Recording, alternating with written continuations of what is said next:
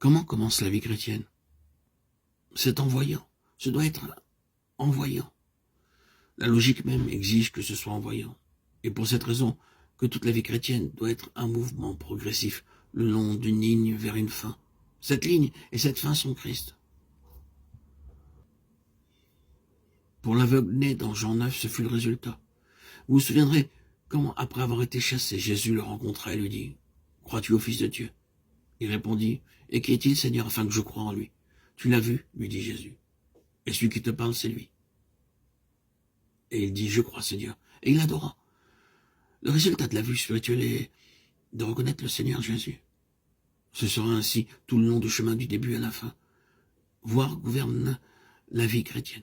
Nous pouvons dire que notre salut a été l'affaire de nous voir nous-mêmes comme pécheurs. Mais si c'était resté là, cela aurait été une pauvre perspective pour nous. Ou bien nous pouvons dire que c'est voir que Christ est mort pour les pécheurs. Cela est très bien, mais aussi ne suffit pas. Toute l'affaire se résume en ceci. Voir Jésus. Quand vous voyez réellement Jésus, que se passe-t-il? Qu'est-il arrivé à Saül de Tarse? Eh bien, beaucoup de choses, des choses puissantes, qui ont accompli ce que rien d'autre n'aurait pu. Vous n'auriez jamais pu convaincre Saül de Tarse d'accepter le christianisme par des arguments. Vous ne l'auriez jamais introduit par crainte, ni le faire raisonner ou l'attendrir pour qu'il devienne chrétien.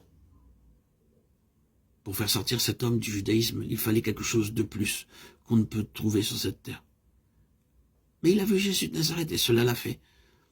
Il est sorti, il fut un homme émancipé, il avait vu.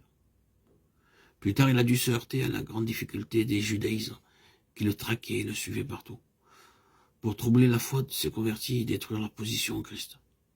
Ce fut le cas des croyants en Galatie, qui avaient tendance à déserter. S'ils l'avaient déjà fait sur ce point, il soulève une fois de plus la question entière quant à ce qu'est un chrétien et la concentre sur ce qui s'est passé sur le chemin de Damas.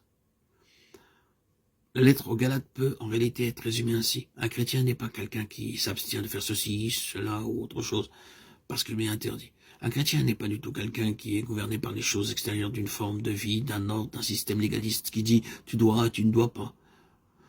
Un chrétien se définit dans cette phrase « lorsqu'il plut à Dieu de révéler en moi son Fils ». Ce qui est une autre façon de dire « il a ouvert mes yeux pour que je voie Jésus ». Les deux sont la même chose. Le chemin de Damas, c'est le lieu. Qui es-tu, Seigneur? Je suis Jésus que tu persécutes. Lorsqu'il plut à Dieu de révéler en moi son Fils, c'est une seule et même chose, voir d'une manière intérieure. C'est ce qui fait un chrétien. Dieu a fait briller la lumière dans nos cœurs pour faire resplendir la connaissance de la gloire de Dieu sur la face de Christ, de Corinthiens 4, 6, dans nos cœurs. Christ ainsi transmis, révélé à l'intérieur, c'est ce qui fait un chrétien.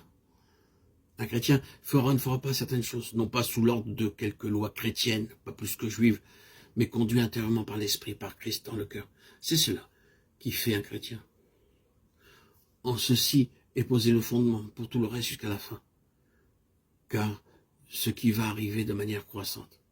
Ainsi, le fondement doit être conformément à l'édifice. Tout cela est de même nature. C'est voir et voir Christ. C'est une déclaration audacieuse sur laquelle beaucoup plus pourrait être dit, mais c'est un défi. Nous devons nous demander maintenant sur quel fondement repose notre vie chrétienne. Est-ce sur quelque chose d'extérieur, quelque chose que nous avons lu, qu'on nous a dit, qui nous a été commandé, quelque chose qui nous a fait peur ou ému? Ou est-elle basée sur ce fondement, lorsqu'il plut à Dieu de révéler en moi son Fils? Quand je l'ai vu, j'ai vu quel pécheur je suis, j'ai vu aussi quel sauveur il est. Mais c'est en le voyant que cela s'est fait. Je sais ceci est très élémentaire pour une conférence de chrétiens, mais des fois il est bon d'examiner nos fondements. Nous ne les quittons jamais. Ce n'est pas en laissant tout cela derrière que nous atteindrons la maturité et deviendrons des gens merveilleux. Tout est une pièce. Je ne veux pas dire que nous devons rester toute notre vie dans les choses élémentaires, mais nous portons le caractère de notre fondement jusqu'à la fin. La grâce qui a posé le fondement placera la dernière pierre avec acclamation de grâce. Grâce. Tout sera la grâce de Dieu. Ouvrons nos yeux.